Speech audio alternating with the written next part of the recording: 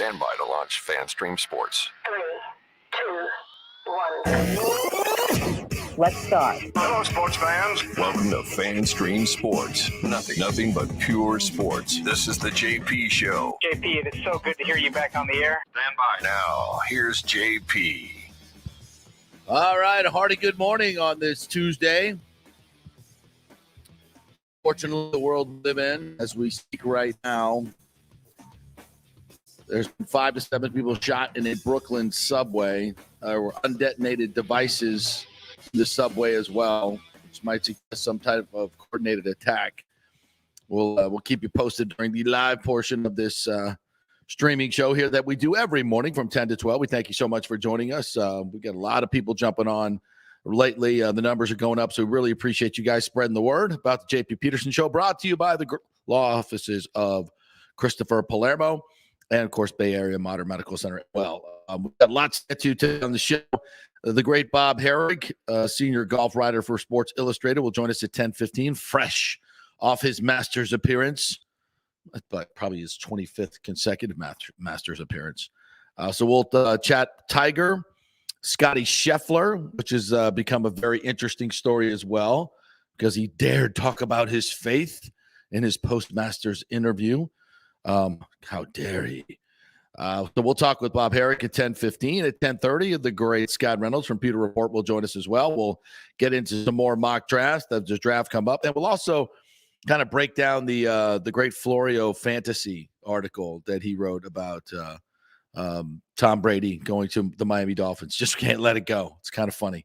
We'll talk about that at 11:30. TJ Reeves will join us, and we'll talk some more Bucs stuff. We'll talk college basketball, probably a little bit of Rays mixed in. He went to the Rays game last night. Nick Geddes from OutToKick.com joining me here this morning, as he always does. What's up, partner? How are you? I'm doing well. I know the Rays aren't doing well today. And TJ, one of the 9,000 that made it in there last night. I guess, yeah. He can't be doing well either after that. And you know, I was thinking about this for the fans at the game.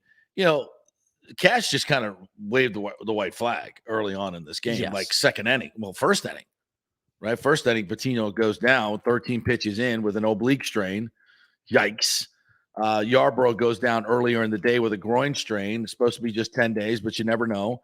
So he's on the shelf. Shane Baz is already on the shelf.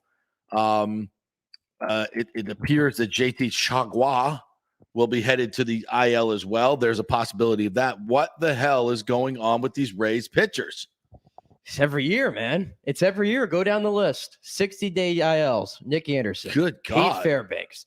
Brendan McKay, who I have no idea how he's still. When did he get on the 60-day DL? Well, what happened to him? They put him on the IL to save him on the 40-man, but be able to bring somebody else up. They put him on the 60-day IL to have flexibility. And I think they're just using it as recovery time for the injury he had last year, is from what I understand.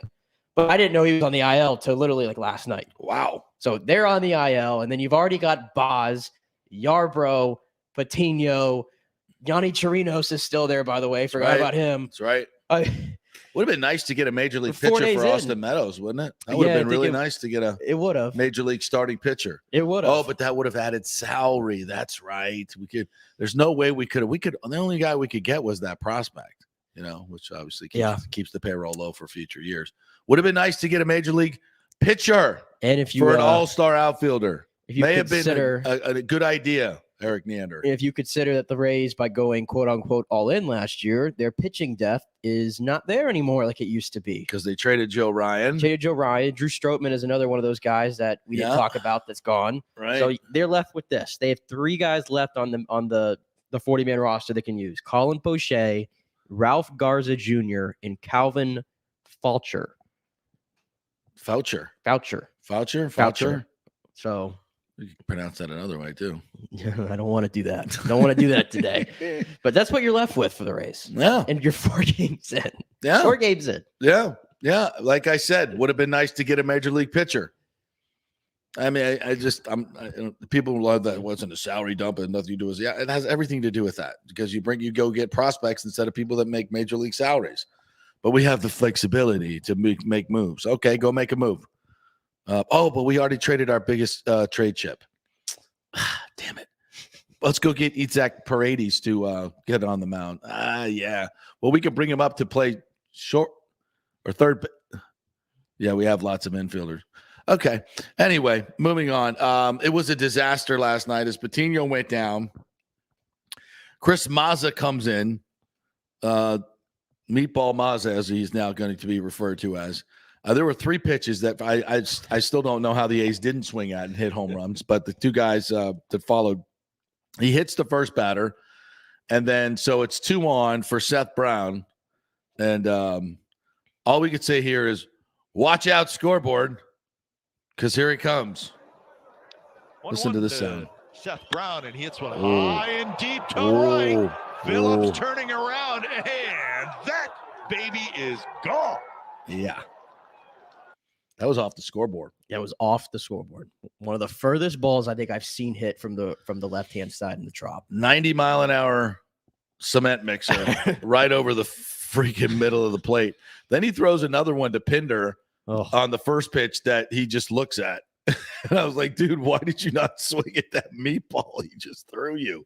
He threw it right after that meatball. He throws one to Pinder, was right down the freaking heart of the plate. I mean, belt high. And Pinder just kind of took it and he went, wow. But he was probably shocked that how could you throw that bad of a pitch after the pitch you just threw?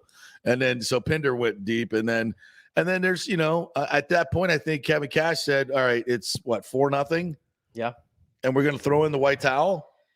Well, it wasn't just the 4-0. It was the following inning. It became 8-0. I know, and but I mean, clearly Mazza didn't have it. You could have gotten somebody else. I don't think they're in a position right now. To exactly. Be wasting guys left and right. Exactly. Yeah, Mazza just had to take one for the team yesterday. But that's thoughtful early in the game to be taking one for the team. Well, again, when it goes to 8-0 in a blink of an eye, you're kind of locked in from there. There's no point. Yeah. And now Chris Mazza, I look at again because the Rays don't have much flexibility on that 40-man. He's got no options to go down to the minors. The guy just threw 60 pitches. He ain't pitching again for probably another week if he's still on the roster by today. I would be surprised if he gets the bang. Well, I guess they said they like him. They like Chris Mazza. Well, he's always, I don't know about you, but when he's on the mound, well, that was one bad outing. I mean, BA, I was listening to the telecast. BA did a good job of, I think, pointing out it's very difficult to come in, warming up in front of everybody. You rush through it. I'm a little off-putting on that. What? Well, he knows there's going to be a crowd, right? Even in a Rays game. It's a little different, though, in the first. Hey, there are going to be some people out there. What's the difference whether you warm up on the mound or when you warm up in the bullpen? Because, like BA said, there is that mindset. You feel like you're kind of rushed. Like you're warming up on the mound. You got to get things going. Like everybody's looking at you. It's the first inning. You know what I blame? You get as many pitches as you want. You know what I blame? The 6:40 start. I blame the 6:40 start. What? That was just a bad omen from the beginning. No more 6:40 starts. Well, they got news for you. It's the rest of the year. That's awful. They ain't changing that. That's awful. Chris Mazza was probably underneath the stadium playing, video games. And then Kevin Cash is like, hey, we need you to come. It's just a bad situation. Well, he knows what time the game starts. I know you're saying this tongue in cheek, but oh wait, it's a 6:40 start. Oh crap.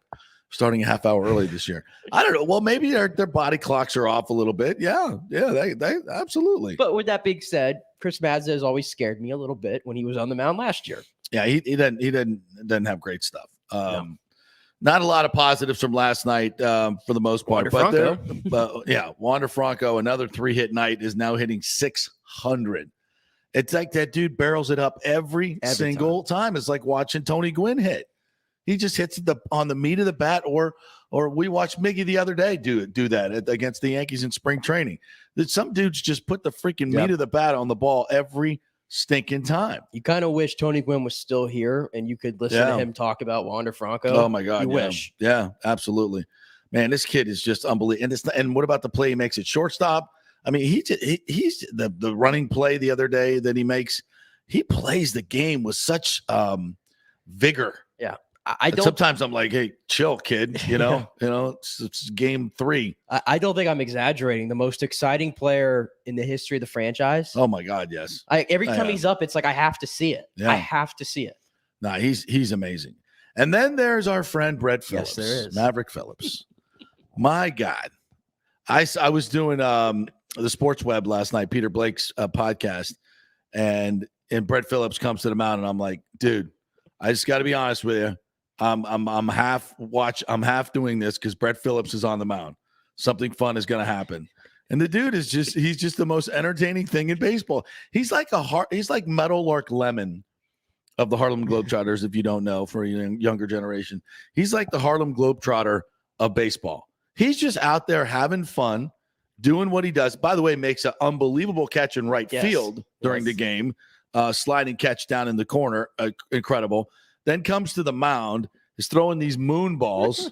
He throws his one pitch to I forget who it was, who hits it to the warning track. And as the guy's running across the mound, Phillips goes, "Yo, you need to get in the weight room, brother. Get in the weight room." And guy turns around, he's just laughing. He's like, "Shut up." He yells at him, "Get in the weight room." And this is all on the heels of him, by the way, running the bases on Sunday with his sister. Yeah, he was doing the airplane. Yeah, but I guess it was his sister. They were it was her birthday. Yeah. And they were like, "You remember 20 years ago, we used to come to the games and run the bases on Sunday. You want to do it again?" Because she's like 27 now, I think. And he's like, "Sure." And he's still in his uniform. He runs the bases. He's high-fiving people. I mean, and then this play coming off the mound, a pop-up right in front of the A's bench, and he sprints over there, slides on the ground, and makes this catch. Now, we're going to play the Oakland A's version of this, their radio.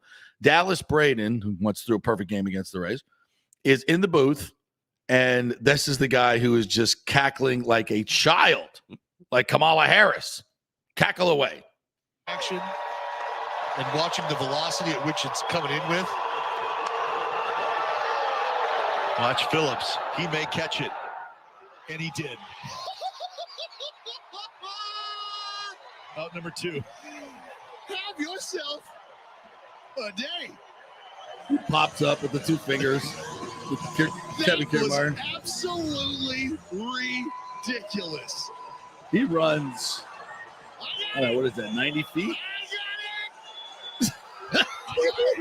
Slides and catches it.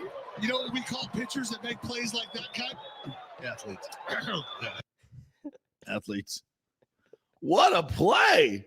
This is the number 1 play on SportsCenter last night. They were talking about it on Get Up today. Were they really? And Bart Scott's looking at there like, who the F is this dude? But Brett Phillips is viral. He's on ESPN. Just the best. Just the best. I mean, it's just like it's like it's 13-2, and you would have thought the Rays were up 13-2 by the ovation that he got when he came in. It's like we were all waiting for it. Yeah. All Rays Twitter last night when they went down 8-0 was like, we're on Brett Phillips' watch now. We knew it. And Kevin Cash, thank you for delivering on that. I mean, it was awesome. And even the double play they turned, you see him, he's like, yeah. the antics are just outstanding. And it is baseball. There's got to be somebody out there who's a traditionalist going, "That's not good for baseball. He's mocking the game." Shut up. No, it's fantastic for the game. No, he's showing up the other players, man. That's not cool. Shut up. No, you look at the reactions on the A's dugout. They were all in on it. They were all in on it. Absolutely. And you have to listen to Brett Phillips here after the game. Look at him wearing his baseball is fun T-shirt too. How fitting. Outstanding. No, I'm gonna be honest. If I don't win Catch of the Year for pitcher, I'll be highly disappointed. Is that even that's what I do best is catch baseballs. We all know that. Pitching performance was a little underwhelming. I'm going to have to call my mom and basically explain to her that I just didn't have my best stuff tonight.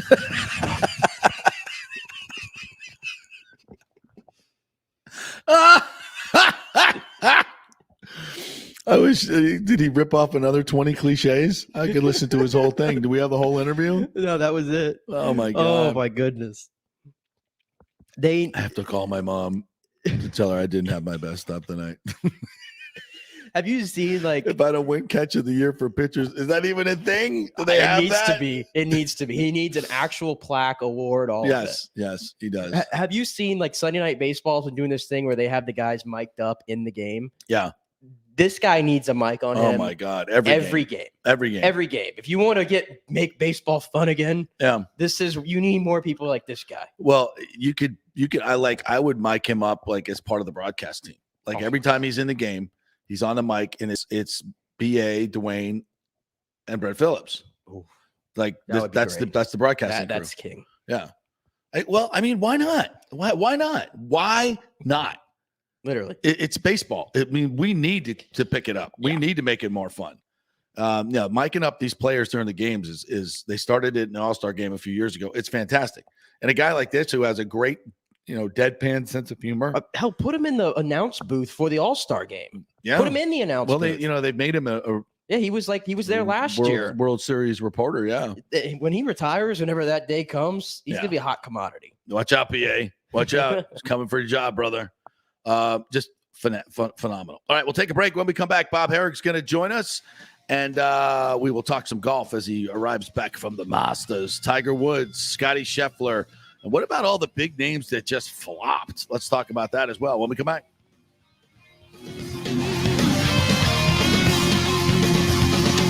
The health professionals at Bay Area Modern Medical Center want you to know it's time to commit to a new healthy lifestyle. It's literally a matter of life and death. 42% of Americans are considered obese, and being obese made you 3 times more likely to be hospitalized by COVID. So getting in shape is not just about looking better, it's about living much longer. At Bay Area Modern Medical Center, they take a very different approach to primary care. It's personalized preventative medicine. Christopher Lugo and his experienced staff are proactive in looking at your issues before they become a problem, encouraging a healthy lifestyle with proper diet, supplements, and exercise to optimize your active lifestyle, building up your immune system, not destroying it with poor nutrition and bad habits. So call for an appointment, maybe change your primary care, and get on a journey back to full health and a happy life. Call 844-977-3477 or go to BAMMC.com. Tell them JP sent you for priority scheduling. 844-977-3477 or go to BAMMC.com. March Madness has come to the Gold and Diamond Source. Did you know the Aquamarine is the birthstone of the month, and the Emily collection has some great unique pieces. It's designed to be affordable, unique, stylish gold and diamond jewelry. The Julieve collection is Julie and Steve Weintraub's exclusive, one-of-a-kind, award-winning collection of the world's finest diamonds and rare fine gemstone jewelry. Don't forget, they have 0% financing and the Diamond Savings Account, where your diamond never loses its value. You can upgrade at any time and get 100% of its value towards a new purchase. Do you have any old jewelry, broken jewelry, just lying around? Well, bring it in and get top dollar and get even more value if you use that money to buy something new or just take the cash. Shop local with the folks who support our community in so many charitable endeavors. It's the Golden Gold.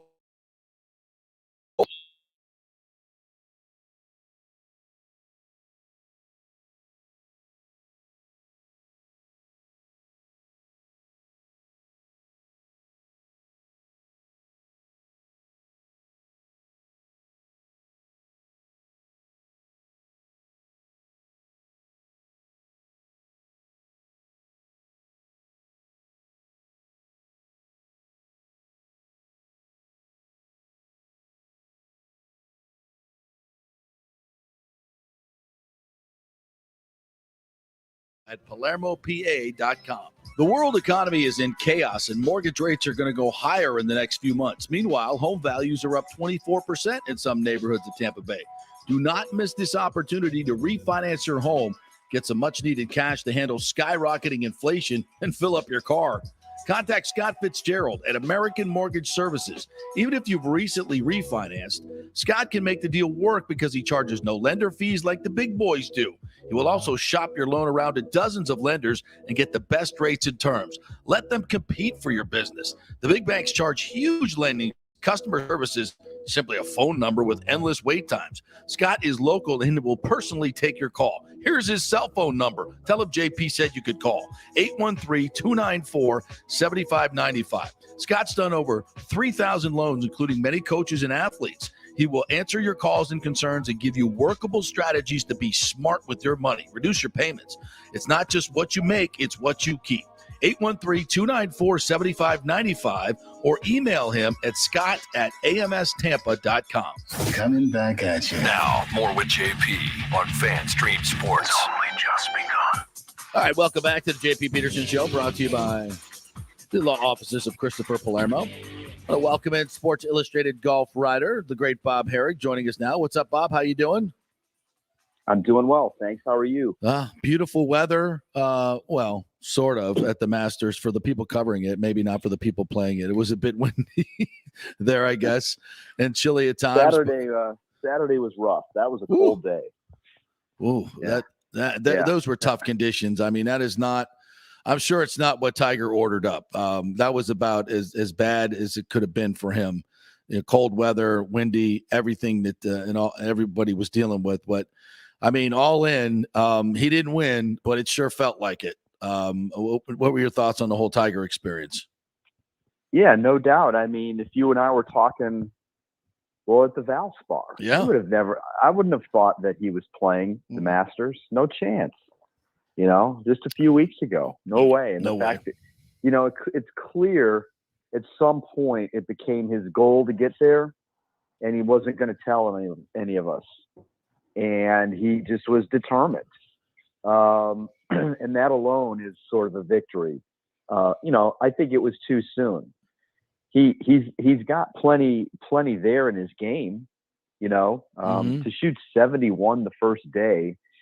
He did what he did, actually hitting the ball pretty well. Like on the weekend, he hit more fairways and greens than he did the first 2 days. It's just that his putting was really bad. I mean, like 36 putts on Saturday, I think 34 on Sunday.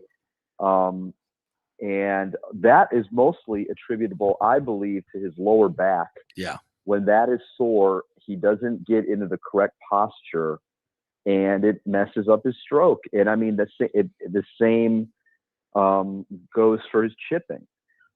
So that part of his game, I saw from people, that's the one thing he could work on the most. Why is that not so good? Well, yeah, if his back's killing him, and Saturday was a killer day for his back. Heat is his friend, not 50-degree temperatures with 40 in the wind chill. I mean, it was just a recipe for a disaster there. And then I think Sunday, he was running out of gas, and it's amazing he got through 72 holes, throw in the 27 holes of practice before, plus hitting all the balls. I mean, it's a long time on your feet, which is why I thought this was too soon. Like, no, he doesn't come back for any other tournament now. At this point in time, if the Masters were a month from now, that would have made a lot more sense. But again, I just think he really, really wanted to do it. Good for him. And I don't think there were any lasting repercussions. I don't think he re-injured himself in any way. I think it's all positive. It just gives him. I think he knows his golf game is good enough to be out there. I don't know if it's good enough to win yet. That remains to be seen. On any given day, he can play well as he did on Thursday. But putting 4 days together is going to be the real test. And I know the PGA is coming up. He's considering playing there at Southern Hills, where he's won before. Obviously, he's going to play at St. Andrews, and I think that's his number one goal. And anything before that, I think, is going to be as a precursor to that, right? I don't. I think he could definitely. I don't think it's that important for him to play the PGA. Is what I'm saying. Your thoughts? Yeah, I mean, I think he might be more inclined to play the PGA Championship than the U.S. Open. Yes. And people keep saying to me, well, he needs events to prepare. It's not going to work that way. No. He's going to need to prepare for the events without having to recover from one previously. Yeah. So he's got 5 weeks now for the PGA. So let's say he just takes this week to sort of decompress. Mm-hmm. And it sounds to me like he was going to need a couple of days just to let things calm down. Yeah. That doesn't mean he can't get back in the gym and do things that aren't stressful on his legs, the upper body stuff, anything to help his back. And slowly but surely start building back up again. he's not going to build back up to play a tournament that just to get ready for a tournament, because he's going to have to then sort of decompress again after that event. So like, I'm trying to think, like, where could he play before the Open, and not have it be the U.S. Open. And the Memorial would be a possibility. Yeah. Nicklaus's tournament, but that's only 2 weeks after the PGA. And I just don't. If he plays the PGA, I just can't see him being ready to go in 2 weeks. Yeah. Not yet. Maybe next year. Maybe next year. The way he talks suggests there's room to go in terms of strengthening the leg and making it better. Right. And maybe even flexibility. Like, the thing is, we don't know all that went on there. Right. They've never really said exactly. They told us about the fractures in the tibia or fibula, I believe, that have healed. The ankle and the foot, we don't know. He has referenced having had to have had more surgeries. So we don't know what those were and when. So what's going on in there? He's talked about screws and pins and things. He's got that sort Liz of being Frank injury, self-deprecating, but he's not really telling us. Yeah. So, I think he has that Liz Frank injury too, which is always very debilitating. And what's interesting, you mentioned the back. We keep talking about the leg. What keeps golfers from playing deep into their 40s and 50s? It's back injuries, right? And that's the other thing, that he's had 5 surgeries on his back. So it's right. It is a very, very it's going to be tough for Tiger, but I think we can all. And one of the great things, Bob, and I'm sure you picked up on this, was just the joy. And even after shooting, 78 again, walking out and the patrons going bananas and the smile on his face. And when would you ever think you see Tiger smile after shooting 78? I mean, in 4-putting. It just would never happen, but he just, his perspective on the game, his perspective on life, the way he treated the patrons this year and most recently, I think, is something that is definitely of note. Would you agree? No question. He was appreciative. He was okay with shooting 78. He wasn't going to show. I think he showed the frustration on the course. Yeah. And that's fine. That's all good. I remember on Thursday, you could audibly hear a couple of F-bombs get dropped. And I said to somebody then, Tiger's back. When that happens, that Tiger's back. And, in other words, he was frustrated. It was like the old Tiger. He expects to pull it off, and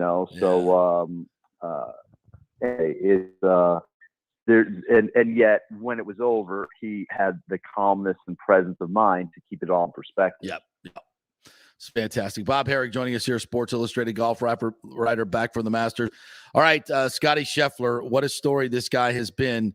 Only Tiger Woods has won 4 tournaments, including a World Golf, Bay Hill, this and now the Masters. This is an incredible run.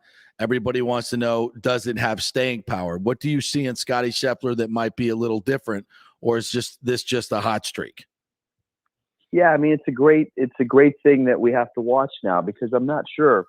I didn't think he'd have staying power at the Masters. Yeah. And he proved me wrong. I just thought winning, he hadn't won it all, and then he wins 3 times in 6 or 7 weeks. That's a lot to take in. Yeah. And now you're going to contend at the Masters? And yet he did, and then he got the lead Friday, and he never gave it up. And had to sleep on the lead a couple of nights, and he admitted that he was a wreck on Sunday morning and didn't know if he could handle this, but yet his game was solid. He shot all 4 rounds under par, which nobody else did. He had some shaky moments. I think that's normal.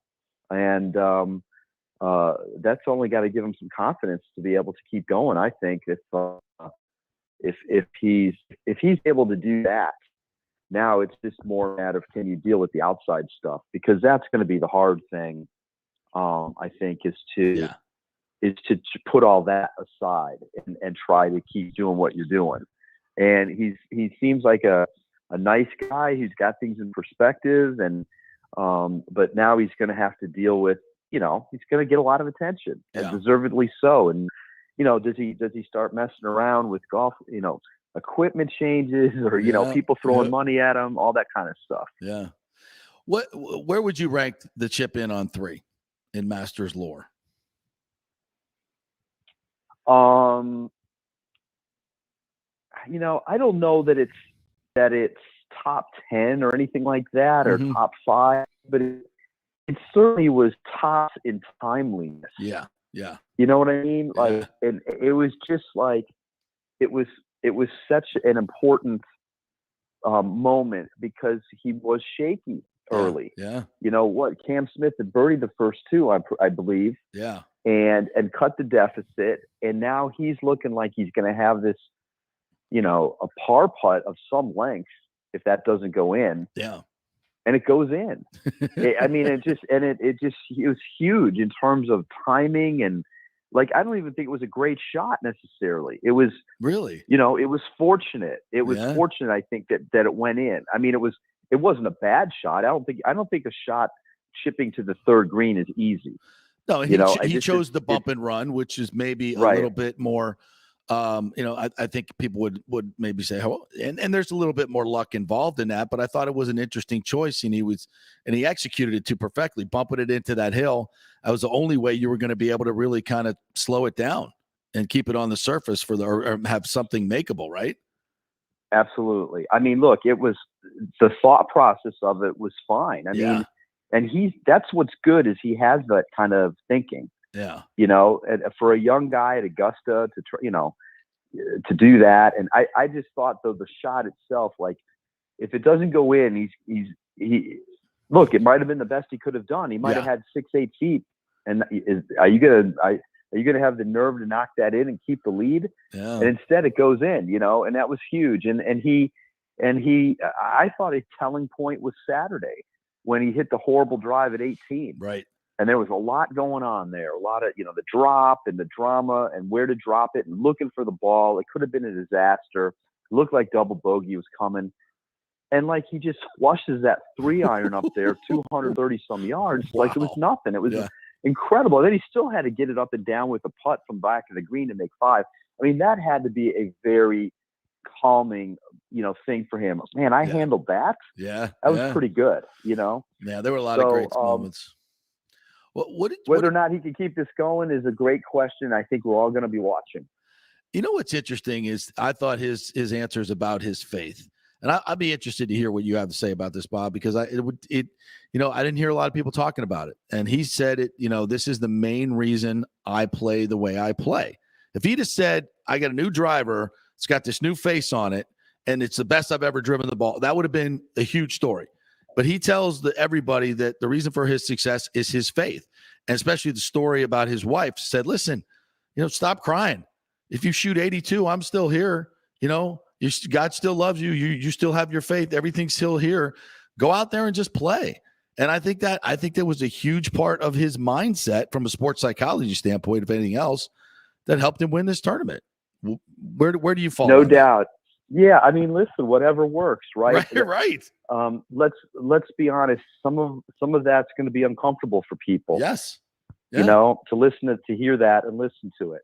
I mean, the thing, the cynic in me says, if you come out and say I'm agnostic, and that's helped me play good golf, is that gonna go over very well? What? I mean, whatever works for you. Yes. Yeah. I mean, it's what works for him. And good for him for sharing it. Yeah. I mean, I don't think there's anything wrong with that. I mean, that's where he gets his strengths, and if it works, great. And maybe it'll have some other people do some introspection too, like not just take it outside of sports just a little bit. Yeah. Yeah. You're still going to be making lots of money. Hey, real quick, DJ, Brooks Koepka, so many of these great players, Justin Thomas, just could not muster anything this week. Is that just conditions? What happened there? It's a little bit odd that we're going through this phase of some of these really good players not getting much done. Yeah. I mean, Rahm had a tough tournament. Yeah. Jordan Spieth missed the cut. Koepka, DJ flirted with it and fell back. Yep. We had God, there's other examples. Xander Schauffele. Yeah. Cantlay didn't do anything. The FedEx Cup guy, champion. It's just I'm afraid we're in a little bit of a realm of, I'm not sure if parity is the right word. Maybe it's more competitive balance. Mm-hmm. But it's I don't think that's great for the game. To be honest with you, frankly, we need somebody like Scotty Scheffler right now. Yeah. Like it would be great if he won his next start, which I'm guessing is going to be in Dallas. Yeah. Oh no, I'm sorry. He's playing the team event next week in New Orleans. Yeah. It would be great if he won that, because it counts. It would count as a win. It'd be his 5th win. And now all of a sudden you've got kind of a guy to shoot for. And we're going to be talking about, can he keep this dominance going, or can somebody take him down? Yeah, it's great. And but to your point about the other guys, I think we want somebody, whoever it is, to step up and dominate. Golf is not like the NFL where we love parity. Right. Where we love that our team has a chance every year in theory. Where in golf, you want somebody to stand out. It's what always sets it apart. Tiger, Phil, shameless plug, I just wrote a book about those guys. Of course. And even like Jack or Arnie or Greg Norman, whoever it may have been, that when they stand apart, we pay more attention. And so we're in a little bit of a lull right now with that. Maybe Scheffler's the guy that emerges from it.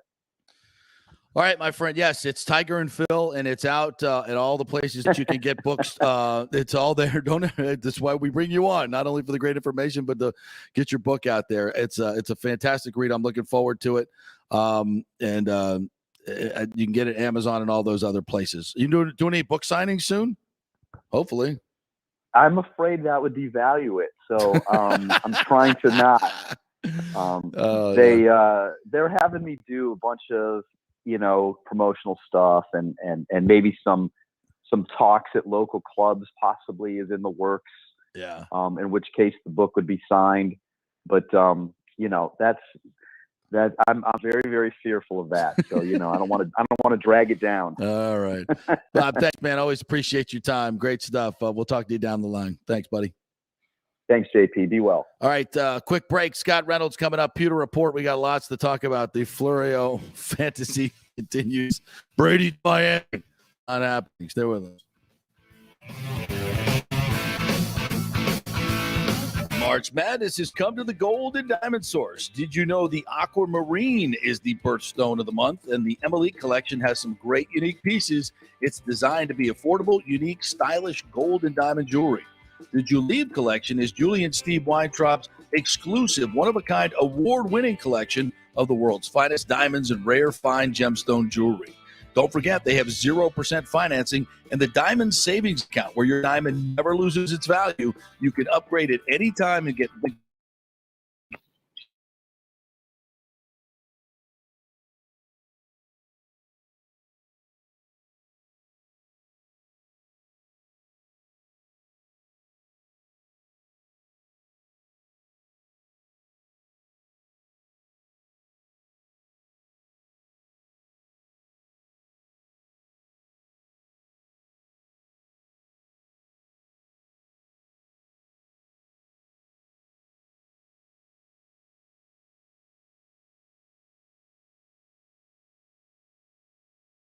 Being obese made you 3 times more likely to be hospitalized by COVID. So getting in shape is not just about looking better, it's about living much longer. At Bay Area Modern Medical Center, they take a very different approach to primary care. It's personalized, preventative medicine. Christopher Lugo and his experienced staff are proactive in looking at your issues before they become a problem, encouraging a healthy lifestyle with proper diet, supplements, and exercise to optimize your active lifestyle. Building up your immune system, not destroying it with poor nutrition and bad habits. So call for an appointment, maybe change your primary care and get on a journey back to full health and a happy life. Call 844-977-3477 or go to BAMMC.com. Tell them JP sent you for priority scheduling. 844-977-3477 or go to BAMMC.com. Let's go. Right now, back to the show with JP on FanStream Sports. All right, welcome back. We'll welcome in our good friend from the Pewter Report, Scott Reynolds, joining us here. What's up, Scotty? How you doing, buddy? Doing good, JP. How are you? It's interesting to note that the Bucs, and you almost forget this, we got a new coach, and we get to start early. Right. And the boys were at the facility yesterday. I don't think it's non-mandatory, so it's probably, obviously Brady's not there. But what was the turnout like? What's the word on the first workout in the Bowles era? Well, I think that what you're seeing is Tom Brady is QB4, starting the depth chart off at the bottom, have to work his way up to the top. I mean, that's to be expected. He's the greatest of all time. I have faith and confidence that he'll be able to wind up as the starter. But right now, he was a no-show at Todd Bowles' first off-season workout. And keep in mind, this is basically just strength and conditioning stuff. That's really what they're doing right now. So I would not be surprised if Tom Brady doesn't show up at all until later in the OTA process. You remember last year, he even held his own workouts with the team. So I think that this is going to be a good start for Kyle Trask and Blaine Gabbert in that battle for number 2, which we don't want to think about, because we'd like to think that Brady's going to continue to start every game, and that's been the case in Tampa.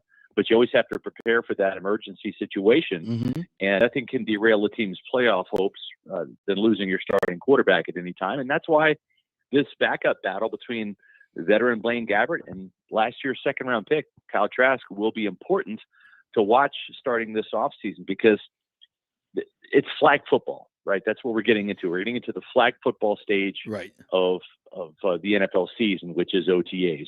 You can't really evaluate offensive, defensive line play. You can't really evaluate running backs outside of picking up blitz situations. In other words, pointing to the guy that is going to be coming in the walkthrough type scenario and catching passes out of the backfield. So the quarterbacks in the passing game are featured in the OTAs, and I think that this is really going to be the start of Kyle Trask push for that number 2 job. Yeah, I mean, I think, and you just never know, but I think it's probably 75-25 will be Brady last year in Tampa, maybe more than that. I don't know. So, yeah, what is the succession plan? Is it Blaine Gabbert? Is it Kyle Trask? What is Blaine, 32? 31, 32? Yeah, 32, somewhere? 33. Yeah. I mean, so it's not, it's not unthinkable that he could be the heir apparent. But I think everyone would like it to be Kyle Trask, right? We'd like to see him take a big step this year and take over that backup quarterback job and be a guy who dresses. Yeah, I mean, that's going to be a tall task, though.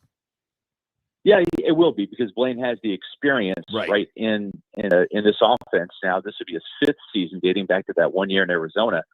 But again, if you're drafted with second-round credentials, and that's where Kyle Trask was drafted, that's how highly the team thinks of you. And I think for the Buccaneers, whether it ends up being Gabbert or Trask, who wins their job and would be considered to be the early favorite in 2023, assuming Brady does not come back, and we'll see, they might add another quarterback at some point next year in free agency or via trade or the draft. I mean, who knows? But I'm just saying that this is a big offseason for Kyle Trask, more so than anything. And the problem he had last year as quarterback 4, now keep in mind, Ryan Griffin was essentially the 4th string quarterback. He was the practice guy, but the team had to protect Trask because he was a second-round pick. Right. So they couldn't stash him on the practice squad. He would get gobbled up. But in reality, the quarterback depth chart was Brady 1, Gabbert 2, Griffin 3, and Trask 4. So Trask did not get a lot of reps at all, especially during the season. And so this is the chance to get back into the offense rather than playing a scout team quarterback, running other teams' plays to help the Bucs defense out in practice. He's going to get a chance to run in, I guess we'll call it Byron Leftwich's offense now, and get acclimated to throwing those routes and those concepts. And we'll see how it all shakes out. This just crossed my mind with USFL starting up this week.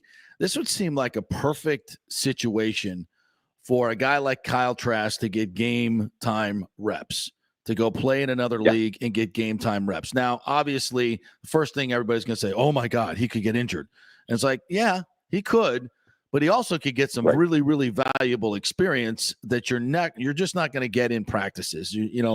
Yes, it's not the NFL level, but it's keeping sharp, it's being accurate, it's playing football.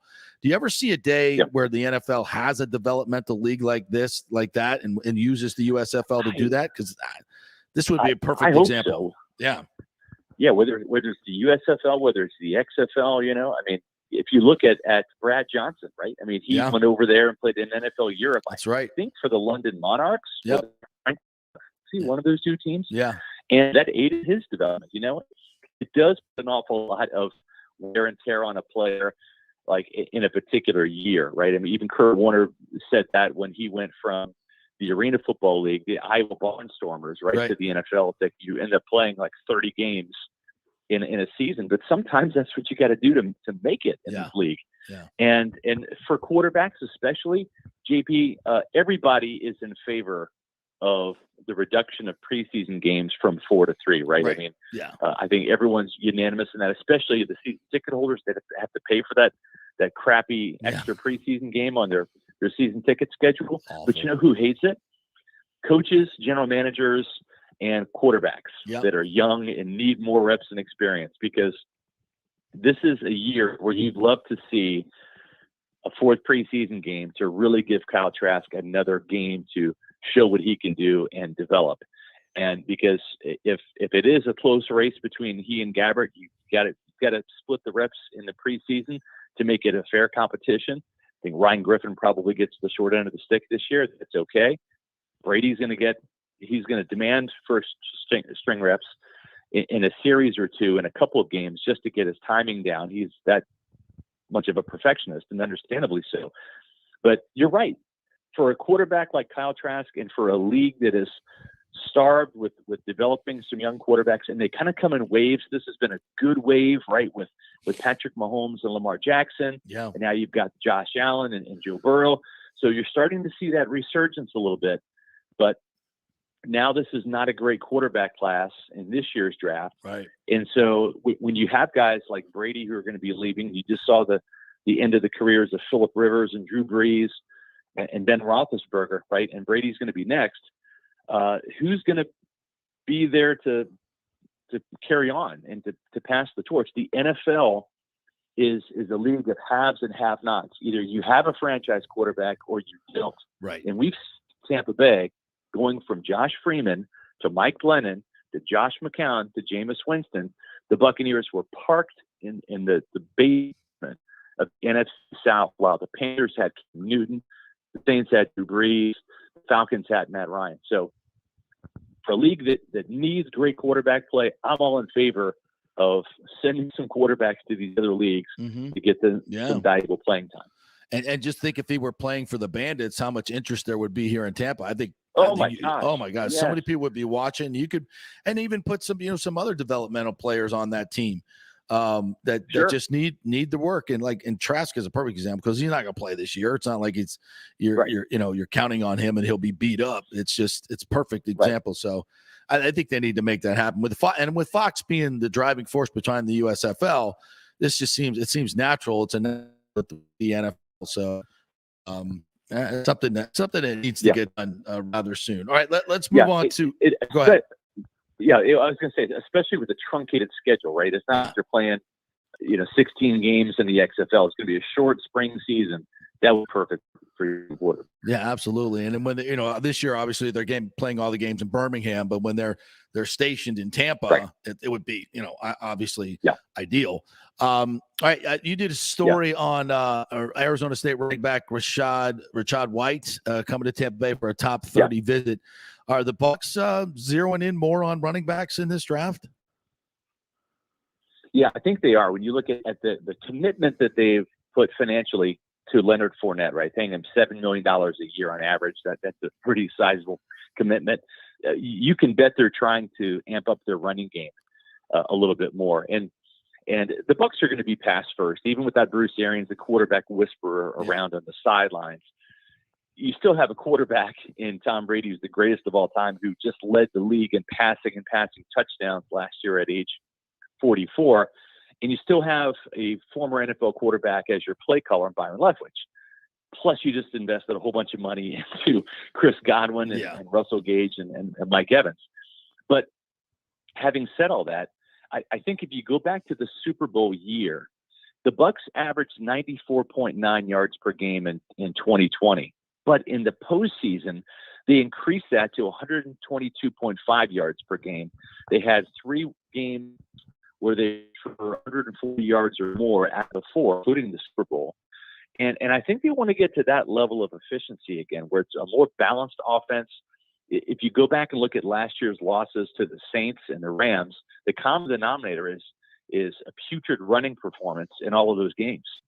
And the Buccaneers have got to find a way to establish the run. And that doesn't mean that you're going to become a run-first team. But what I think that the Bucs want to become, JP, is a team that when they want to run, they can run the ball.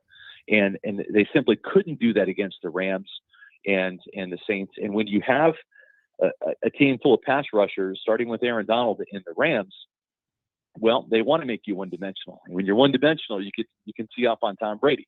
And that's what happened, certainly here at Raymond James Stadium. Yep. And so I think they're looking for the running back in this year's draft class to fill that hole on roster spot created by Ronald Jones's departure, and they didn't want Rojo back, so no big deal there. But they re-signed Giovanni Bernard to kind of be that backup third down role player back for Leonard Fournette. But they want another guy that can come in and challenge Keyshawn Vaughn, because they're not sold on Vaughn being a number 1 back for sure, but even a number 2 back. So they're bringing in Rashad White. They've had Damian Pierce, the running back from Florida. Love him. Isaiah Spiller from Texas A&M. So they're bringing in guys that can run the ball and they can also catch the ball. That's a premium asset in Tampa Bay with this offense, being able to pass, protect, and catch the ball. And all of those guys can do that. They also had extensive Zoom interviews with Pierre Strong out of South Dakota State. Mm-hmm. So the running backs they're looking at are probably 3rd and 4th round players. I think that's going to be the sweet spot for the Buccaneers. They'll address some defensive needs, I think, the first couple picks, and then focus on either tight end or running back in rounds 3 and 4. I would agree with that. Scott Reynolds, report. I got to ask you about the Mike Florio report. He came out earlier in the week, or maybe it was last week, detailing this scheme by Stephen Ross to get, he's going to get Tom Brady, then he's going to get Sean Payton, and then he's going to put the whole thing together in partnership. I mean, just ridiculousness. What do you make of this? And it has some Buck fans calling out the loyalty of Tom Brady. I just, I think that's taking it a little bit too far. What are your thoughts? I think it's based upon some conjecture, right? I mean, and some speculation, and that's fine. I mean, we're in the speculation business, right? When we have assumptions or opinions that we don't know about, we can speculate. Right? We don't have all the facts. But the common theme with Florio is, and he's never really been a Tom Brady fan, right? There seems to be a bias against Tom Brady, going back to the Deflategate stuff and all of that. And maybe it's just Brady fatigue. I know that's set in around the league, where reporters, fans that don't cover the Buccaneers or the Patriots back in the day, or follow Brady and are fans of his, they're ready for this guy to retire. They're ready for Josh Allen or Patrick Mahomes to take the mantle, or even Joe Burrow. So it might be some of that. Florio and PAT, they're clickbait fiends. That's what they want to go after. Yeah. That's what matters to them. That's their business model. It's certainly different from ours at PeterReport.com, where we're more fact-based for sure. And it just seems like he can't get off this narrative that for some reason Brady just absolutely did not want to play for the Buccaneers in 2022. And JP, at the end of the day, if Tom Brady didn't want to play for the Buccaneers in 2022, he wouldn't. Right. He decided to come back because he does. That's the proof. Yes. I mean, everything else is speculation. Everything else is conjecture and innuendo and fantasy and conspiracy. The reality of it is Tom Brady wanted to come back to the Tampa Bay Buccaneers in 2022, and he did.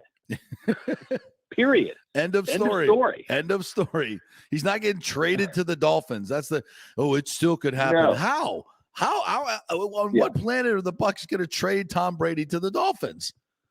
It's not happening. It's not happening. Not happening. Yeah. It's just not happening. Completely bizarre. All right. Any other tidbits going on over there? One Buck Place we need to know, be aware of what's going on at Pewter Report. Well, we're going to be talking to some players today at One Buck Place, that's the right. Advent Health Training Center, coming up at noon. So we'll be excited to head over there in a few minutes, and I think we're supposed to get maybe Joe Tryon-Shoyinka and Leonard Fournette today. We'll see. Maybe Keanu O'Neal.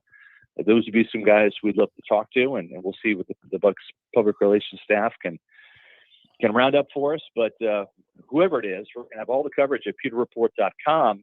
Then myself and Matt Matera, we're going to be on our Pewter Report podcast live today at 4:00 Eastern time. Nice. That's on our YouTube channel, Pewter Report TV. We do these podcasts Monday, Tuesday, Wednesday, and Thursday at 4:00 during the off season. So we got our big draft weekend show coming up in a few weeks for the draft, but you can stay tuned to pewterreport.com for all the Bucs news, and follow us on social media at Pewter Reports on Facebook, Twitter, and also on Instagram. All right, my friend. Good stuff. I might see you over there at One Buck Place. Are they doing it in the press conference room? I believe so. Yeah. In about an hour. All right, Good stuff. All right. Thank you, sir. We will watch you today at 4:00. The great Scott Reynolds. Thanks, buddy. Yeah, it's good to get players now face to face. We're not in the locker room yet. Have not yet allowed the unwashed media to sully the sanctity of the locker room. I thought they've already decided it's coming back, right? I think I've heard that. Yeah, I think they are. Yeah, but there's new mask mandates in Philadelphia. Like really going through this again. Have you seen the lockdown in Shanghai? Have you seen what's going? No, holy shit! I've put the COVID on the back of my mind long ago. Bro, this is like I could not believe this. This is a city of 25 million people. This is about like locking down New York. Like, solid lockdown. Like they're literally like trapping people in their homes. If there's a positive case, they're like shutting the door so people cannot get out and people cannot get food delivered. They're starving. It's like China has gone for COVID. They're literally taking people away if they test positive. And last night they had video of a police officer or something killing a dog that was left behind, a corgi, with a shovel, and bags of cats that are being put out on the side for take these people. They're killing their pets. What the hell are you getting your news from? I'm telling you, this is the same news that I'm seeing. No, this is what's happening in China. I saw a video of it last night. Yeah, this is what's happening in Shanghai. And it's like for COVID, which tells me maybe it's not COVID. Like, why would you do that? There's a cure for COVID, by the way. There has been since March of 2020. And they're locking these people down like this. And you talk about human rights violations. They're locking people in their homes and they're starving. The latest thing I saw with the COVID that made no sense. Did you see the Yankee Stadium waitress? No. This lady had worked at like the high-end restaurant there. It's like the Legends restaurant or whatever. 17 years. And she didn't get the vaccine because of religious reasons. And so she's lost her job. And she's like, I think she's 56 years old, I want to say. And unbelievable. Her son is like I think it's like a 15-year-old autistic child. And she like just can't take care. And she filed a lawsuit against Eric Adams, the mayor, because she's gonna win because he made the exemption for the athletes. Right. And also there were 50,000 people at opening day who were permitted to come in regardless of vaccination. It's ridiculous. Status. It makes zero sense. That's the last COVID thing I think I've seen. It's coming back in another form and people are freaking out again. And now Philadelphia just put their mask mandate up. It's ridiculous. The data is in. Masks don't work. Lockdowns don't work. The data is in.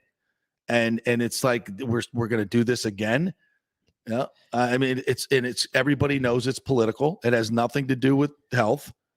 It's effing crazy. Yeah. It's been it's for me, it's like you're like fighting a losing battle, I feel like at this point. I really do. And we're in Florida. It's like these issues really are not prevalent. Yeah. So Well, it's scary what's going on in the world today, and what's going on in Shanghai is just unbelievable. Because unfortunately, what's happened in other countries has come to America, and you don't think it could ever happen here, but you might be wrong. You might be wrong. And you connect the whole part of the midterm elections coming up, where clearly every poll shows. I mean, inflation at 8.5% today. Thank you for that.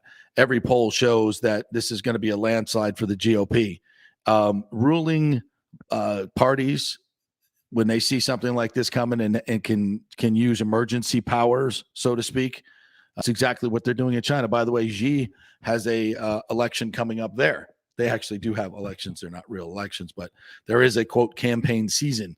And and now they're locking down Shanghai. It's crazy. If this comes back, and I'm looking at the news pictures of this manhunt underway in Brooklyn, and saw some of the video, people coming off the train. 5 people were shot, 13 people injured in New York in the Brooklyn subway today, and there were undetonated devices that were found.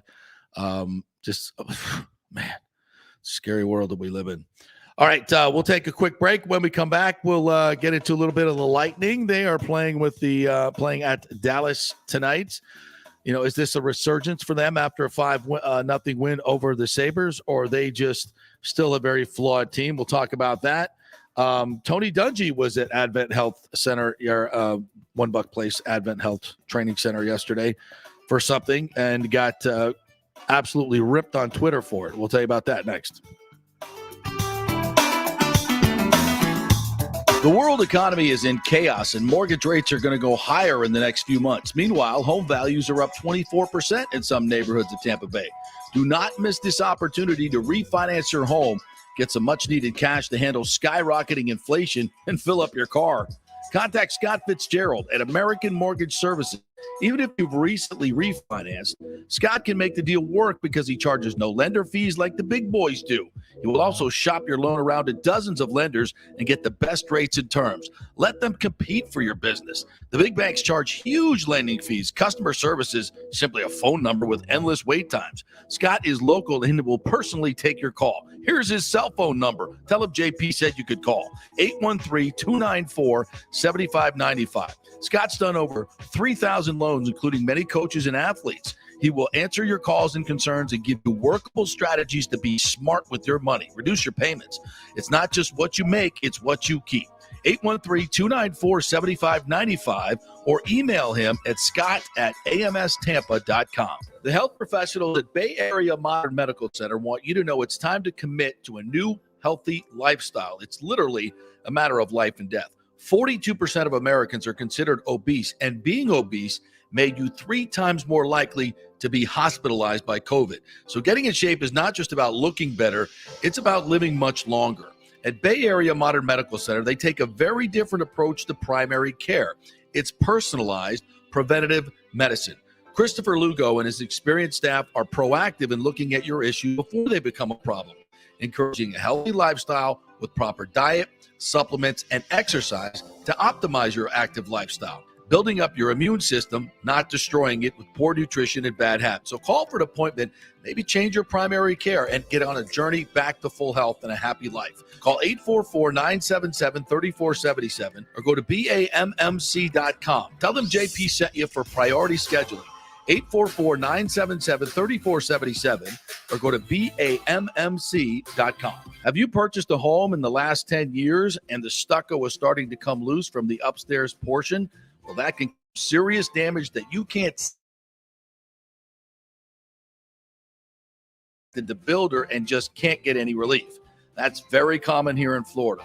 So call the law offices of Christopher Palermo. They can help you. Call 813-221-5636. That's 813-221-5636. He's recovered millions for his clients. The law offices of Christopher Palermo at PalermoPA.com. March Madness has come to the Gold and Diamond Source. Did you know the Aquamarine is the birthstone of the month? And the Emily collection has some great unique pieces. It's designed to be affordable, unique, stylish gold and diamond jewelry.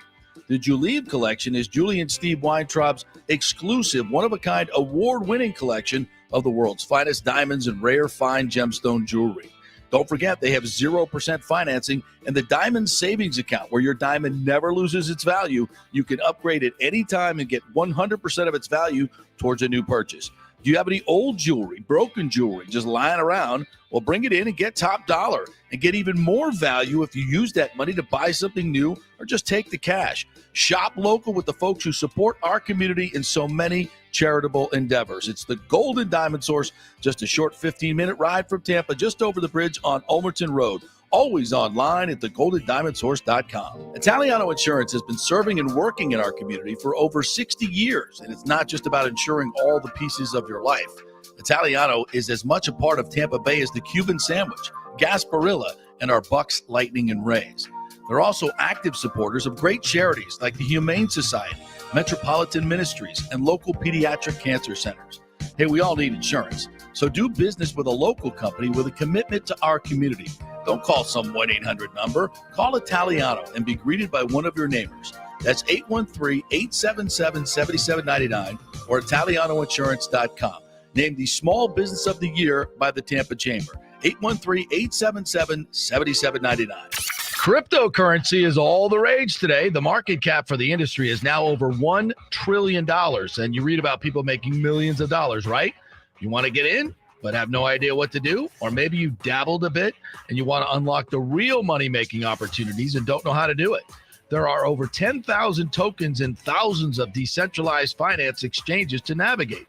So what do? You go to DeFiLava.com. The folks at DeFiLava.com are in Tampa Bay, and they work with you directly to set up custom accounts, answer all your questions, and provide market analysis.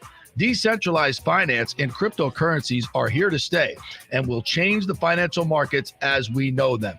Get in the game. Get with the experts at DeFiLava.com and tell them JP sent you, and get their free 2022 crypto market forecast today at DeFiLava.com. Don't get left behind, folks. Make some money at DeFiLava.com.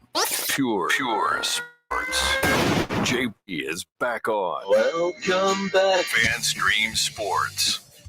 All right, welcome back to the JP Peterson Show, brought to you by the law offices of Christopher Palermo. If you have any issues with construction defects, give them a call. Go to PalermoPA.com. Get all the information right there. Contact them. Tell them you heard it on JP Show. Our second hour brought to you by Bay Area Modern Medical Center. If you're looking for a new primary care physician, Christopher and his medical team will definitely take care of you and give you personalized service. They won't spend 15 minutes with you. They'll spend an hour with you, find out what's going on with you, and devise a specialized, personalized plan just for you, exercise, diet, everything to live your optimally healthy life. And when the next pandemic shows up, you'll have a great immune system, a robust immune system, be able to fight it off naturally, hopefully. That's part of the plan. Go to Christopher or actually go to BAMMC.com for more information. Still getting reports in. 13 hurt, at least 5 shot in the Brooklyn subway shooting this morning. Is a huge police presence in Brooklyn. A lot of the streets I recognize and know very well. And there's a lot of panic right now. There's a shelter-in-place order in New York and Brooklyn. This man is still on the loose. No reports yet on who or what he might have been up to. There were some undetonated devices that the bomb squad has been handling. So lots more to find out about what the hell's happening in Brooklyn today. All right. We know this. The Lightning will be back at it tonight at the American Airlines Center tonight. Kind of a late puck drop, 9:30. You can watch that on ESPN tonight. It's the we're actually going to have a hockey game on ESPN, the Mothership tonight? The Mothership hockey. Wow. Hockey's back on after shocking development. After we had the WNBA draft was on last night. I don't know if you got a chance to tune over there. I did not. Miss that. Was watching the Rays debacle and then the Brett Phillips wonderfulness that was Brett Phillips last night. I mean, if I'm a fan, I get pissed off that the Rays, basically were blown out in the first inning and kind of waved the white flag with Mazza staying in till 8-0. Didn't much off. He wanted to get 3 hits last night, so he's still hitting 600. But a 13-2 pasting by the Oakland A's, who maybe aren't as bad as people think they're going to be. They are. They are. You think? Yes, they are. We'll I'm see. not overreacting after game 4. Yeah. No.